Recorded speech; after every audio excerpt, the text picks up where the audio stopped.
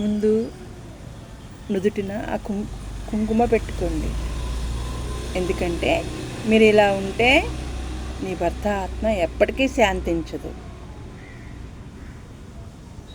కుంకుమ అనేది మీ హక్కు, మీ బాధ్యత.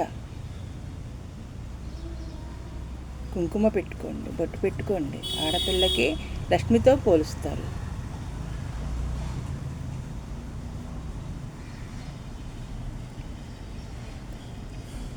భాగస్వామిని కోల్పోవటం అంటే ఆ మనిషి శరీరం మాత్రమే భూమి మీద ఉండదు, అతని ఆత్మ మీ చుట్టూ తిరుగుతూనే ఉంటుంది.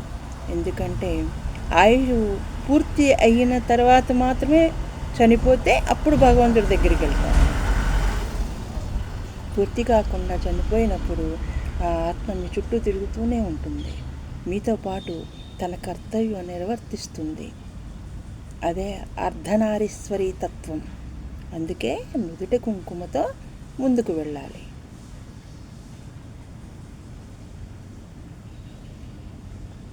మనసు బాగుంటే అన్నీ బాగుంటాయి.